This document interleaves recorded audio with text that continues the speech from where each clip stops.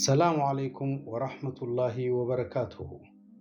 ዛሬም በሱረቱል ለሀብ አስደናቂ ታሪክ ተመልሰናል።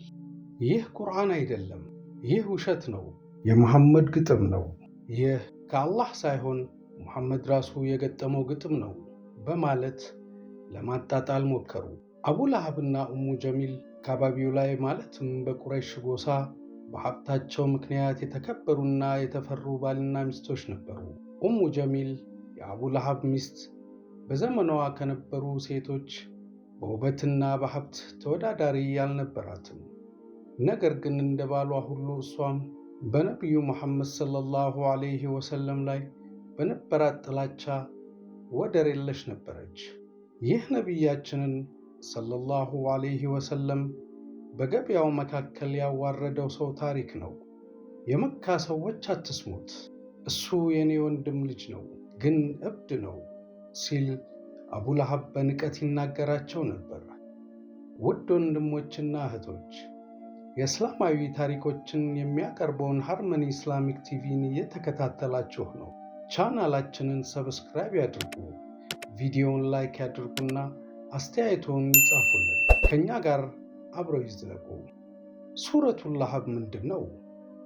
አላህ ሱብሓነሁ ወተዓላ አንድን ሰው በስሙ ጠርቶ መጨረሻውን የገለጠበት የቁርአን ምዕራፍ ሲሆን ይህ የቁርአን ምዕራፍን ለማውረድ አላህ ሱብሓነሁ ወተዓላ ለምን ፈለገ? ቢስሚላሂ ረሕማኒ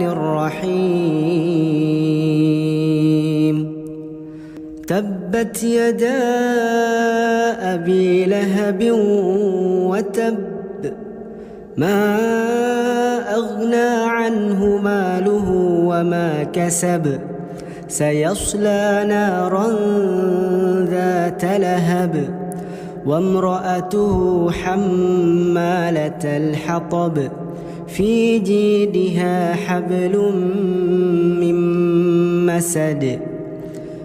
አቡ ለሀብ ማን ነው? ከነቢዩ ሙሐመድ ሰለላሁ ዐለይሂ ወሰለም አባቶች ጋር በአንድ የደም ስር የተገናኘና የእሳቸውም አጎት የነበረ ቢሆንም ከእስልምና ታላላቅ ጠላቶች አንዱ ነበር። ሙሉ ስሙ አብዱልዑዛ ኢብኑል አብዱልሙጠሊብ ይባላል። ግን እሱ በቅጽል ስሙ አቡ ለሀብ የእሳት አባት በመባል ይታወቅ ነበር። ይህ ስያሜ የተሰጠው በእሳት ነበልባል የተለበለበ በሚመስል ቀይ የፊት ገጽታው ምክንያት ነበር። አላህ ሱብሓነሁ ወተዓላ ግን ይህንን ስም በቁርአን ውስጥ ለዘላለሙ የእሳት ነበልባል ለሀብ እንደሚሆን ስለሚያውቅ እሱን ለማሳየት በሕይወት እያለ የቁርአን ምዕራፍን አወረደ። ነቢዩ ሰለላሁ ዐለይሂ ወሰለም ከአላህ ሱብሓነሁ ወተዓላ የተላከላቸውን መልእክት ቀድመው በድብቅ ለቅርብ ወዳጆቻቸውና ቤተሰቦቻቸው ብቻ ያስተላልፉ ነበር። ሁሉም ነገር የጀመረው ግን በዚያ ታላቅ ቀን ነበር። አላህ ሱብሓነሁ ወተዓላ ነቢያችንን ሰለላሁ ዐለይሂ ወሰለም እንዲህ ብሎ አዘዛቸው፣ የቅርብ ዘመዶችህን አስጠንቅቅ። እርሳቸውም ወደ ሰፋ ተራራ ወጡ። ሰፋ ተራራን የመረጡበት ምክንያት ስልታዊ ነበር።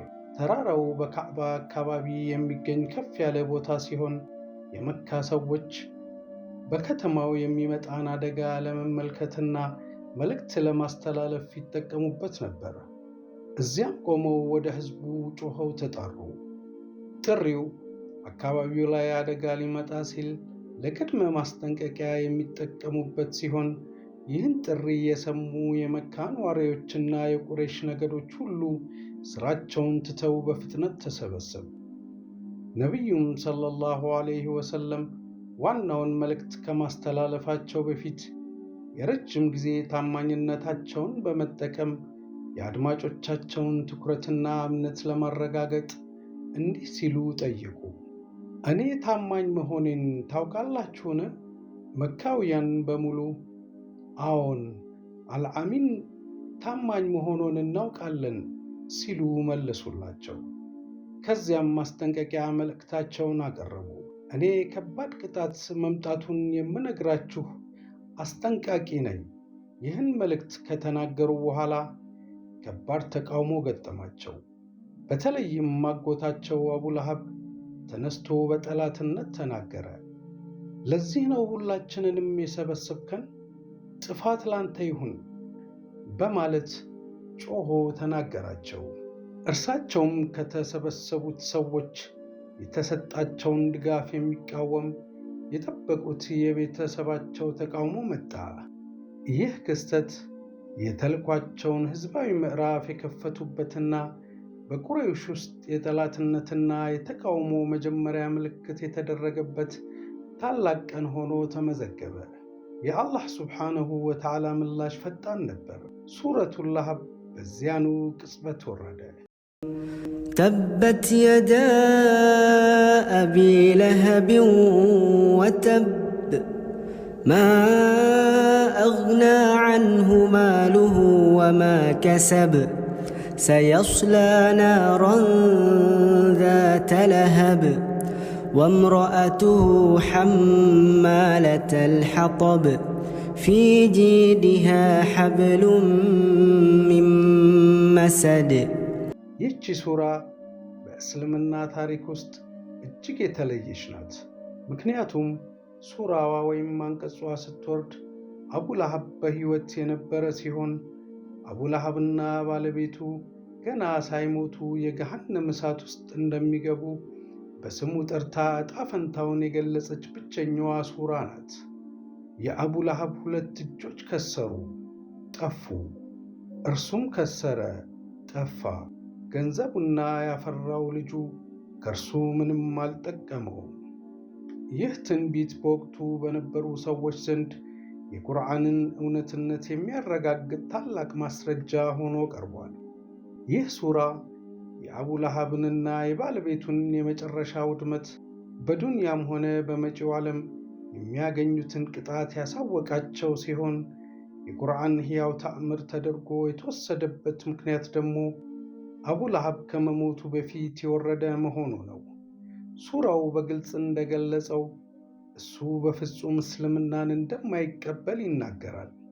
ይህን ትንቢት እያወቀ እንኳ አቡ ለሀብ ሃይማኖቱን አልተቀበለም። የአላህ ሱብሓነሁ ወተዓላን ቃል ማንም እንደማይሽረው ትልቅ የሕይወት ማሳያው ነበር። የአቡ ሱፊያን እህት የሆነችው ኡሙ ጀሚል ይህንን የጠላትነት እሳት በብርቱነት አቀጣጥለዋለች።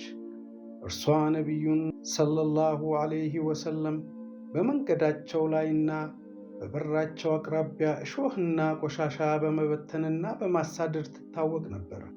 ለዚህም ነው በቁርአን ውስጥ የማገዶ እንጨት ተሸካሚ የሚል ቅጽል ስም ያገኘችው። የሁለቱም ኩራትና ጭካኔ በእስልምና ላይ ለሚነሳው ጥላቻና የጥላቻ ማዕበል መገለጫዎች ነበሩ።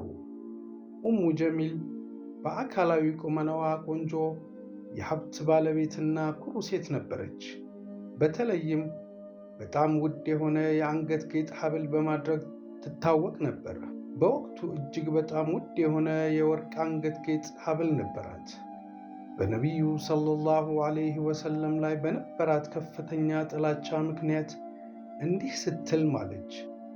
በላቱና በኡዛ እምላለሁ፣ ይህንን ውድ ሐብል ሽጬ በሙሐመድ ላይ ጠላትነትን ለማስፋፋት እጠቀምበታለሁ ስትል፣ አላህም ሱብሓነሁ ወተዓላ ይህንን ትዕቢቷንና ክፋቷን ተከትሎ ያ በዱንያ ትመካበት የነበረው ውድ ጌጥ በጀሃነም ውስጥ እጅግ ጠንካራና የጋለ የብረት ወይም የዘንባባ ቃጫ ገመድ ተቀይሮ አንገቷ የሚታሰርበትና የሚቃጠልበት እንደሆነ እንዲህ ሲል ነገራት። ሚስቱም እንጨት ተሸካሚ ሆና ትገባለች። በአንገቷ ላይ ከቃጫ የሆነ ገመድ አለባት። እሾሃማ እንጨቶች በጀርባዋ ተሸክማ በመምጣት ነቢዩ ሰለላሁ ዐለይሂ ወሰለም በሚሄዱበት መንገድ ላይና በቤታቸው ደጃፍ ላይ ትበትን ስለነበረ ይህንን ስራዋን በጀሃነም ውስጥም እንጨት እየተሸከመች እሳቱን በራሷና በባሏ ላይ እንድታቀጣጥል ይደረጋል። ያ ውድ ሐብል በዱንያ የክብር ምልክቷ የነበረ ቢሆንም በመጨረሻው ዓለም ግን የውርደትና የቅጣት ገመድ ሆኖ እንደሚጠብቃት ቁርአን በግልጽ አስቀምጦታል። አንድ ሰው ንብረቱን ተጠቅሞ በእውነት ላይ ሲዘምት ያ ንብረቱ የቅጣት መሳሪያ ሆኖ እንደሚጠብቀው ያሳየናል። አላህ ሱብሓነሁ ወተዓላ የሰዎች ልብ ውስጥ ያለውንና የወደፊቱን የሚያውቅ ጌታ ስለሆነ አቡ ለሀብ ለ10 ዓመታት ያክል እስልምናን ለመቀበልም ሆነ በውሸት ሰለምኩ ለማለት እንኳ አንደበቱ እንደማይፈታ ያውቅ ነበር። ስለዚህ ቁርአን በእርግጠኝነት ዕጣ ፈንታውን እንደመደመ፣ ይህ በሰው አቅም የሚደረግ ግምት ሳይሆን በዓለማቱ ጌታ ውሳኔ ነበረ። አቡ ለሀብ የሞተው በአደገኛ የቆዳ በሽታ ሲሆን ቤተሰቦቹ እንኳን በሽታውን በመፍራት ተጠይፈው አስክሬኑ ነበር የቀበሩት። በዱንያም የቁርአን ተአምር መገለጫ ሆነ፣ በመጨረሻም ዓለም የቅጣት ተምሳሌት ሆነ። በዚህም የቁርአን መለኮታዊ ባህሪ ተረጋገጠ። ነቢዩ ሰለላሁ ዐለይሂ ወሰለም ብቻቸውን አልነበሩ። መልእክቱን ያሸከማቸው ጌታ ከፊታቸው የሚቆሙትን ጠላቶች ሁሉ ይመለከታቸው ስለነበር ከነዚህና ከሌሎች የሙስሊሞች ጠላቶች ጋር ተጋፍጠው በአላህ ሱብሓነሁ ወተዓላ እርዳታ በማሸነፍ ዲናችንን አሟልተው አቆሙልን። ሰላሙ ዐለይኩም ወረሕመቱላሂ ወበረካቱ።